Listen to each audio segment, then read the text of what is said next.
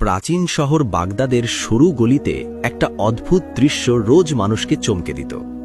এক পাগল বৃদ্ধ খালি পায়ে রাস্তায় হাঁটত আর শুধু একটা শব্দই বারবার বলতো, জুলুম, জুলুম, জুলুম, জুলুম। তার কণ্ঠে না ছিল কোনো স্লোগান, না কোনো নালিশ, ছিল শুধু এক ভাঙা সত্য যা বারবার তার মুখ দিয়ে বের হতো। তার সাথে একটা কম বয়সী ছেলে সব সময় তার হাত ধরে রাখত, কখনো তাকে সামলাতো, কখনো মানুষের সাথে ধাক্কা লাগা থেকে বাঁচাতো। একদিন এক ব্যবসায়ী সেখান দিয়ে যাচ্ছিল। সে এই দৃশ্য দেখে থমকে দাঁড়াল। বৃদ্ধের মুখের দিকে তার নজর আটকে গেল। মনে মনে এক অজানা পরিচিতি অনুভব করল। আমি একে কোথাও দেখেছি, কিন্তু কোথায়? ব্যবসায়ী ছেলেটিকে জিজ্ঞেস করল, এটা কি হচ্ছে? এই লোকটা এমন চিৎকার করছে কেন?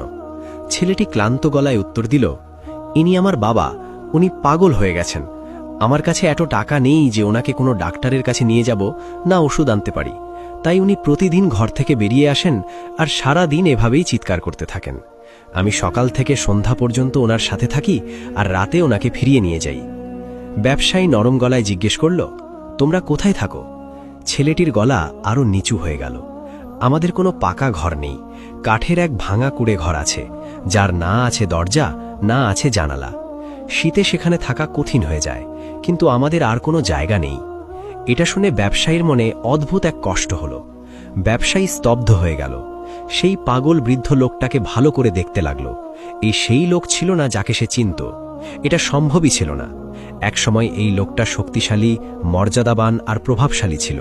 তার চোখে বুদ্ধি আর অহংকার ছিল, নাকি এই ভাঙা শূন্যতা? ব্যবসায়ী ধীর পায়ে এগিয়ে গেল আর পাগল বৃদ্ধের সামনে এসে দাঁড়াল। তুমি? তার গলা কেঁপে উঠল। তুমি এমন ছিলে না, আমার রবের কসম, তুমি এমন ছিলে না।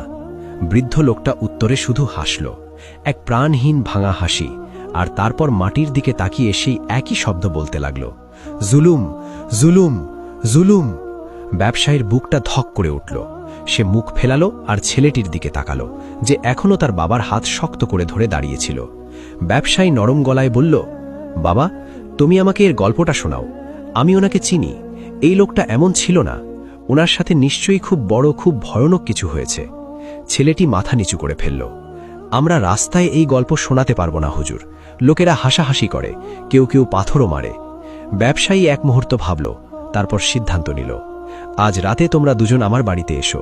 সেখানে গরম আছে, শান্তি আছে, খাবার থাকবে। তোমরা আরাম করে বসে আমাকে সব বলবে। যদি আমি পুরো গল্পটা শুনতে পারি, হয়তো আমি তোমাদের সাহায্য করতে পারবো। ছেলেটির চোখ ভিজে এলো। সে তার বাবার দিকে তাকালো। বৃদ্ধ লোকটা এখনও শূন্যে তাকিয়েছিল, যেন এই দুনিয়ায় উপস্থিতি নেই। ছেলেটি আস্তে করে মাথা নাড়ল। ঠিক আছে হুজুর, আজ রাতে আমি আপনাকে সব সত্যি বলে দেব, আমার বাবার পুরো গল্প।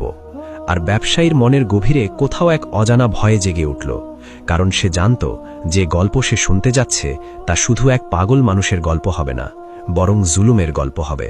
ব্যবসায়ী সেই পাগল বৃদ্ধকে নিজের বাড়িতে নিয়ে এলো। বাড়িতে উষ্ণতা ছিল, খাবার গরম ছিল। খাবার পর ছেলেটি গল্প বলা শুরু করল। চাচা, আমি তখন খুব ছোট ছিলাম, কিন্তু গ্রামের লোকেরা আমাকে এই গল্প শুনিয়েছেন। আরবের এক প্রাচীন শহরে এক ব্যবসায়ী নিজের ব্যবসা চালাত, যার নাম ছিল হারিস বিন নোমান। সে সব ধরনের জিনিসপত্র শহরে আনত। শহরের সব ব্যবসায়ীর সাথে তার কারবার ছিল। সে যে দাম বলতো বা যে শর্ত রাখত, সবাই মেনে নিত। যখন সে শহরের অলিতে গলিতে আসত, তখন কেউ তার রাস্তায় দাঁড়ানোর সাহস করত না, কারণ সবাই জানত যে তাকে ছাড়া শহরের ব্যবসা বন্ধ হয়ে যাবে আর মানুষ না খেয়ে মরবে। এই ব্যবসায়ী প্রায়ই মানুষকে বলতো যে এগুলো দুনিয়ার সব কোণার ব্যবসার জায়গা, আর আমি সব জায়গায় ব্যবসা করেছি, তাই আমি সবচেয়ে ভালো জানি।